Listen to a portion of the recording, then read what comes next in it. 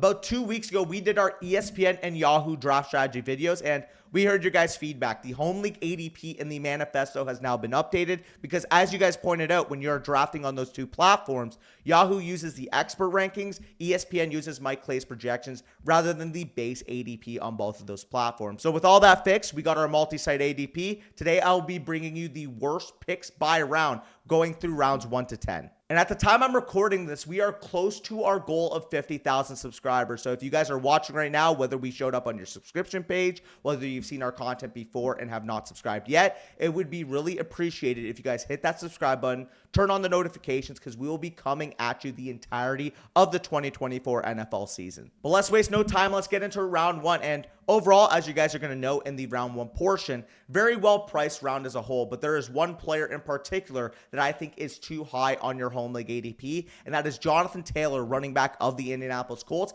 a guy that I think is a fine volume projection, a guy that should carry a big workload coming into the year, but I simply can't take him over some of the upside at wide receiver in this range, as well as the other running backs I view having league-breaking upside, like Jahmyr Gibbs, like Devon Achane, and like I said with Jonathan Taylor, a very safe bet for a big-time workload on the ground. In my opinion, when I'm looking at Jonathan Taylor, it kind of reminds me of the case of, Nick Chubb in the past, where he's not going to do much in terms of the receiving game, but he will be able to handle a big workload between the tackles. Unfortunately, when you're comparing that to some of the wide receivers in this range, when you're comparing that to some of the upside running backs, I question if Jonathan Taylor can have a 20, 21, 22 PPR point per game ceiling, because if we look at what he was able to do last year on this offense, despite having a good offensive line, in the games that he played 50+% of the snaps in, very, very good on the ground. Unfortunately, because he is a non-factor in the receiving game, he only averaged 16.1 PPR points per game and was the RB8 across a full season. So with Jonathan Taylor, again, I think he's a very good projection if you can get him in the mid to late portion of your second round.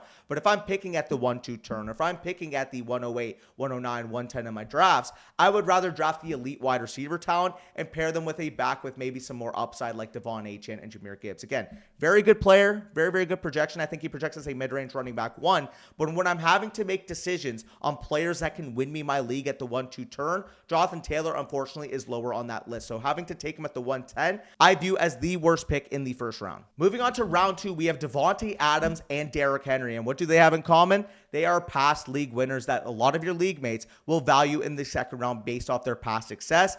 I'll get into why I have concerns on them potentially maintaining that elite level of play we've seen from them back in 2018, 2019, 2020. So we'll start off with Davante Adams. Again, obviously one of the best wide receivers of our modern era, but I am genuinely concerned about the potential decline of the player, as well as the offensive situation he has over there in Las Vegas going into this year. Davante Adams last year as a player, he went from a guy who was a consistent top 5 scorer to finishing as the wide receiver 15 in PPR points per game down the stretch last season. Lowest yards per route run and lowest PFF receiving grade since 2017 for Adams. He's an aging wide receiver in a potential bottom 5 offense, and when Corey put him through the risk ratings, as you guys will see on the screen, he popped up as an avoid, citing high risk in the age department and the quarterback play department, and ultimately the offensive insulation. In my opinion, there are better young dynamic weapons you can take in this range. Like I said, Jalen Waddle, if you want to grab a running back, a guy like Devon Achane. There's just so many better young projections in this range for me to pull the trigger on Davante Adams. And you can pretty much echo that with Derrick Henry. He is a running back entering the 9th season of his NFL career, where historically running backs have produced at a 62% average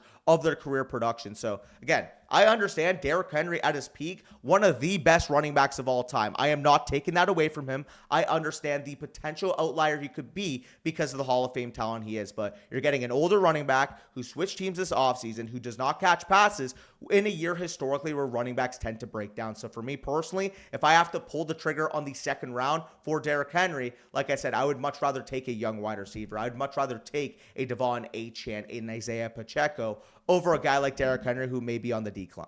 Round 3, we have Michael Pittman Jr., wide receiver of the Indianapolis Colts. And not to pile on the Colts on this video, obviously I already talked about his teammate Jonathan Taylor. However, when we're looking at Michael Pittman in relation to the other wide receivers in this range, I understand he is a PPR weapon. I understand he is a very safe projection to potentially be a wide receiver 2 in fantasy. But the problem that I have with Michael Pittman Jr. is quite simply, I don't view him as having the level of upside that some of these other wide receivers have in this range of your draft. Not to mention the Colts this offseason added star competition there there in the second round with A.D. Mitchell, a guy that I had ranked as my wide receiver 6 in the NFL draft. Josh Downs, once he gets fully healthy, will be a big part of this offense entering year 2. And then we got Anthony Richardson, more of a play creator, more of an out-of-structure quarterback that may tend to stretch defenses down the field rather than check it down to a guy like Michael Pittman. Again, I think Michael Pittman can win on all 3 levels of the field, but I tend to see this being a more explosive offense, which will limit the overall volume that Michael Pittman had in relation to what he saw last year with a check down quarterback like Gardner Minshew.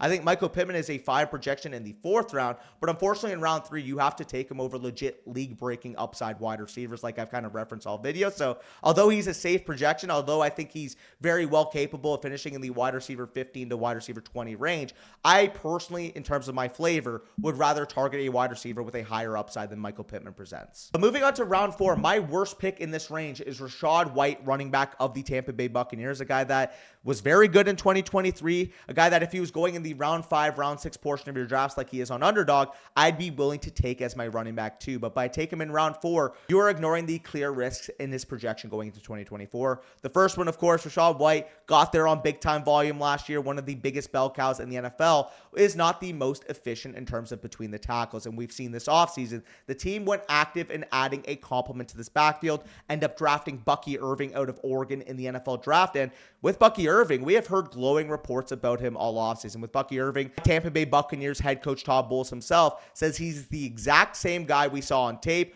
always making the first guy miss, tough between the tackles, got burst. And that was one of the main flaws we saw with Rachaad White last year. Very efficient pass catcher, a guy that, quite frankly, was struggling to run between the tackles. So having a more consistent threat on the depth chart behind him should take some of that between the tackles work. And with Rachaad White, again, I still think he's a very good receiving projection. I still think he's a fine pick if he falls in your draft. But knowing he's not going to have the overall workload, the overall between the tackles dominance on the depth chart that he saw last season, he's a guy I simply cannot pull the trigger on in the 4th round area. Again, if he's more so in your league around the round 5, round 6 range like he goes on Underdog, I'm fine with that. But in round 4, he is the worst pick. But moving on to the round 5 worst picks, we have Alvin Kamara and James Conner, running backs of the New Orleans Saints and Arizona Cardinals respectively. And I may as well just group them together for this first point because both are entering year 8. Obviously, 2 guys drafted in the 2017 NFL draft. They're both entering year 8, where historically running backs have only produced about 73.1% of their career average production. So with both of them historically, they are at risk to decline. But let's start off with Alvin Kamara, a running back that has shown significant decline in terms of efficiency these last 3 years.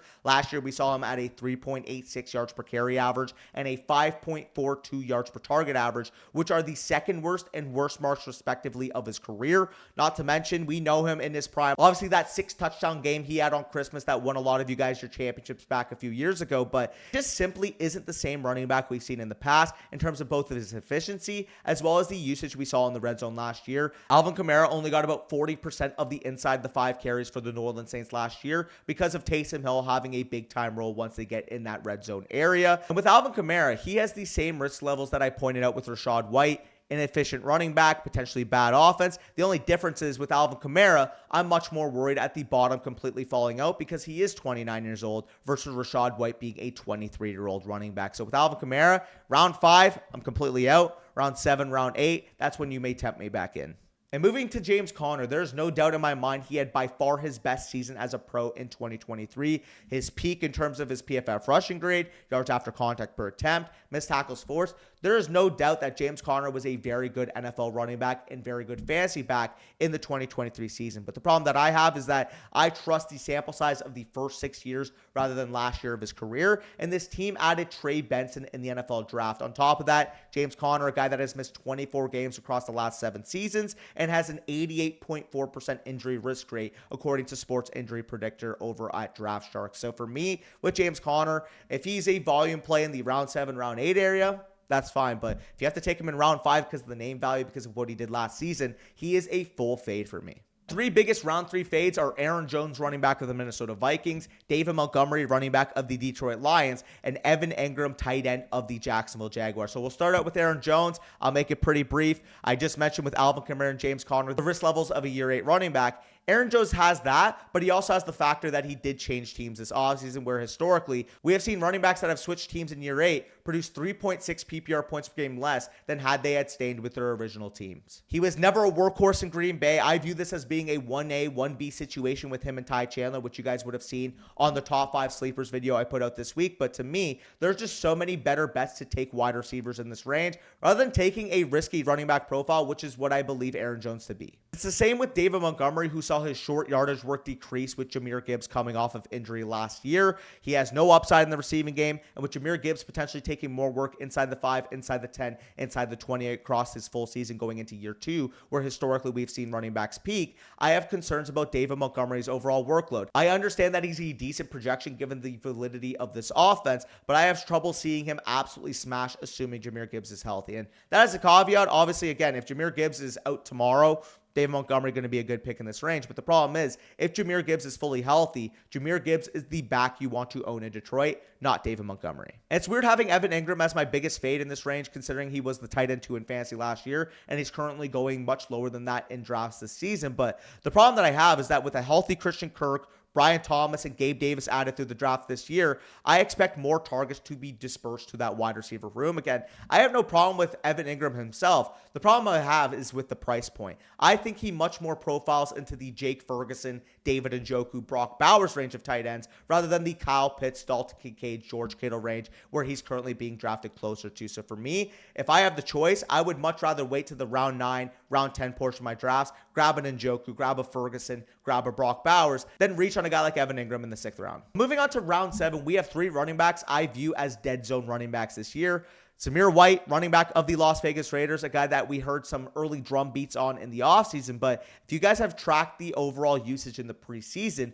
we have noticed this has been a 1-2 committee with him and Alexander Mattison. Tweet by Dwayne McFarland, but Samir White and Alexander Mattison have played the exact same drives in 2 preseason games. Week 1, 3 drives, Samir White 45% of the snaps, Alexander Mattison 38% of them. In week 2, we saw it be a 35-33 split share. And the problem that I have is that with Samir White, you were drafting him on the basis that he would be the full between the tackles bell cow because he's not very good in terms of the receiving game. This is not going to be a good offense with the Las Vegas Raiders. But the fact that Alexander Mattison has been so close to him in terms of the preseason usage, I have trouble seeing a potential timeshare running back on a bad offense that doesn't catch passes really breaking your fantasy league. Again, I think he's a fine, between the tackles, 15, 18 touch per game type of projection if he was going in the round 9, round 10 portion of your drafts. But the fact that you have to take him in round 7, knowing that this is an extremely murky situation, leaves me pause. Same echoes when it comes to Najee Harris. Again, a fine 0 running back target. He should get some carries in between the tackles, but I do think he's being pushed over running backs with higher upside in this range. For example, we look at his teammate Jaylen Warren, a guy that is expected to come back in week 1 of the NFL season. He flat out outscored Najee Harris last year. So if you're telling me I have to take Najee Harris in the 7th round versus waiting a couple rounds getting his teammate in Jaylen Warren, especially in a PPR, half PPR setting, I am taking the value on Jaylen Warren every single time. And again, a very similar case when it comes to Tony Pollard. I view this to be a 50-50 committee, but I would rather trust the 23-year-old young legs of Tajay Spears rather than Tony Pollard, who showed some decline as a rusher last year and is in a situation I view as a true 50-50. So at the end of the day, if I have to take Tony Pollard in the 7th round versus waiting on a younger, potentially as efficient, if not more efficient back in Tajay Spears, I'd rather wait and grab Tajay Spears later in my draft. But moving on to the 2 worst picks in the round 8 portion of your drafts, we start off with Brock Purdy, quarterback of the San Francisco 49ers. I think he's a rock solid, quarterback 1, quarterback 2 projection. But at this point of your draft, I don't want to be selecting a quarterback unless he has league-breaking upside. Like if you're telling me it's Jaden Daniels, it's Caleb Williams in this range, I'd rather take the swing on a guy like that in terms of their upside rather than get a safe projection. Because again, assuming you're in a 12-team, 1-quarterback league, hitting on a guy who finishes as the quarterback 11 in points per game is simply not the advantage you need. I would rather take the wide receivers, the tight ends, the running backs in this range than select Brock Purdy, knowing that I'm forfeiting upside for a potential mid-quarterback 1 or higher projection. Again, Brock Purdy, especially in best ball, you pair him with your stacks, I think he is perfectly fine in the round 10 plus portion of your draft. But when you have to select him in round 8, knowing inherently you're forfeiting upside at the quarterback position compared to your other 11 league mates, I'd rather wait, maybe even get a a similar projection, in my opinion, to a guy like Matthew Stafford in the round 13, 14 range if everybody in your league is taking quarterbacks high. Similar with Devin Singletary, if you're taking him in the 8th round, I do believe you are forfeiting upside at your running back position. Again, there's still young breakout receivers like a guy like Brian Thomas in this range.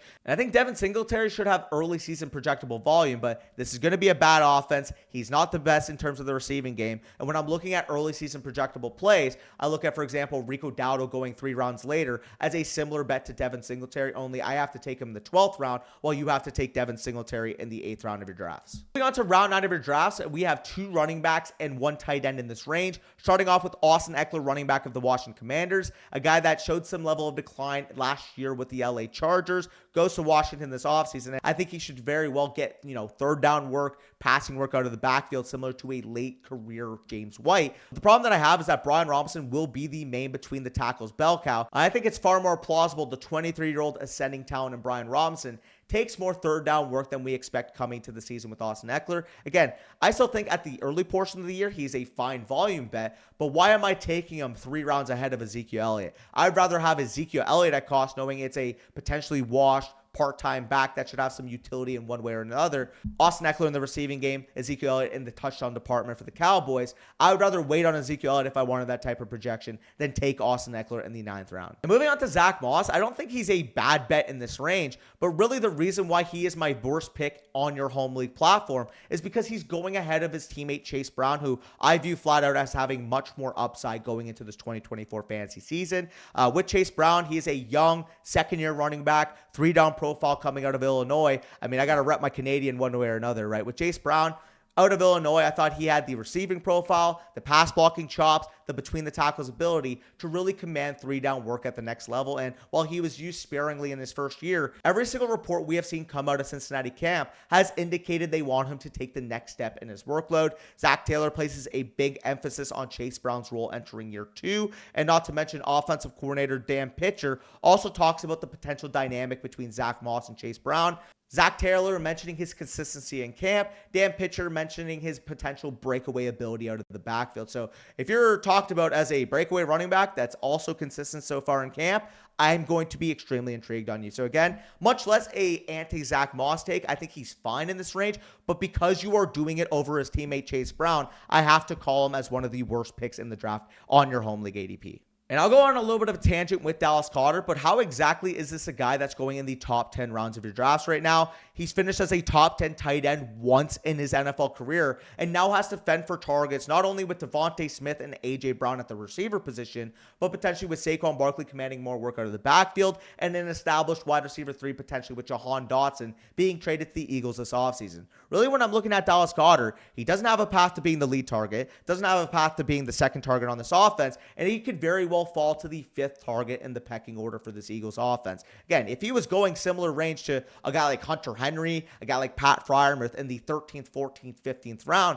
that's a fine pick because this offense will have insulation. But take him in the top 10 rounds, just pay up at the position. Grab a Jake Ferguson, grab a David Njoku, grab tight ends above in that top 8 area rather than waiting to round 10, getting locked out of the elite guys, and still having to forfeit a high opportunity cost pick on a guy like Dallas Goedert. But moving on to round 10, the 3 guys I have listed here are Nick Chubb, running back of the Cleveland Browns, Gus Edwards, running back of the LA Chargers, and Tyler Lockett, wide receiver of the Seattle Seahawks. Let's start off with Chubb. I'm fine drafting him in the 120s where he goes on underdog, but when you have to take him in the top 10 rounds, I simply don't feel like the risk is baked in quite enough. This is an older running back coming off a significant multi-ligament tear and what should be a changed offense once he comes back. Ken Dorsey coming in should make this offense a lot more leaning on the pass, and with Deshaun Watson potentially being healthy coming to the year, wide receiver acquisition like a guy like Jerry Jeudy, I think we could see the potential pass rate over expectation increase for this Cleveland offense going into this year. Not to mention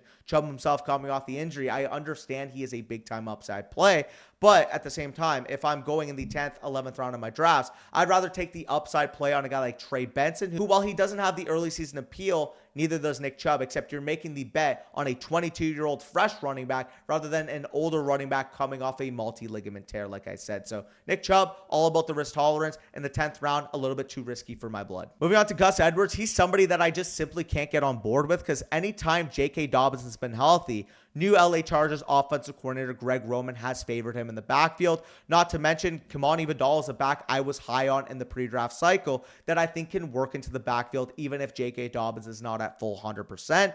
I would rather shoot for better volume projections or young backs with higher upside than Gus Edwards in the 10th round portion of my drafts. If you can hit on, let's just say, for example, I mentioned the name Trey Benson. Maybe Jonathan Brooks falls a little bit to you. Maybe you can get a volume projection like we talked about Chase Brown. If he goes a little bit later in these drafts, you can get Chase Brown in the 10th, 11th round. I would much rather those options than taking the plunge on Gus Edwards. Moving on to Tyler Lockett, he's a declining old wide receiver that could potentially be at risk of losing volume this year. I really do believe in the potential of DK Metcalf, as well as second-year wide receiver JSN taking a next step up in this Ryan Grubb offense. I still think that Tyler Lockett can produce at a wide receiver 3 level in fantasy, so he's not an awful pick, but to me, I don't think he has that top 20 ceiling we were drafting him at just a couple years ago. So if I want to be exposed to the Seattle offense, I would rather do it with Kenneth Walker. I'd rather do it with DK Metcalf, and I would rather do it especially with Jackson Smith-Njigba, who is one of my biggest breakout candidates of 2024, like you guys would have saw on this week's video. But either way, if you guys enjoyed, make sure you leave a like down below.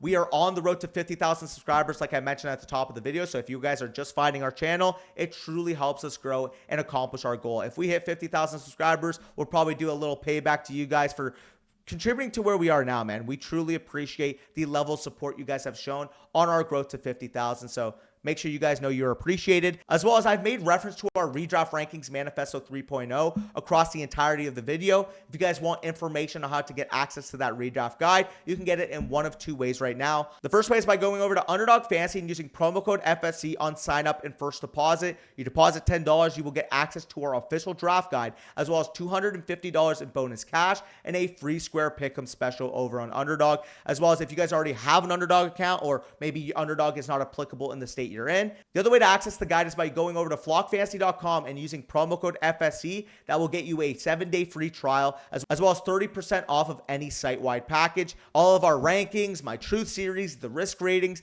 the overall cheat sheet master will be available in that draft guide. So check the description as well as the pinned comment. But with that being said, peace out. Enjoy this week. We got a lot coming for you guys.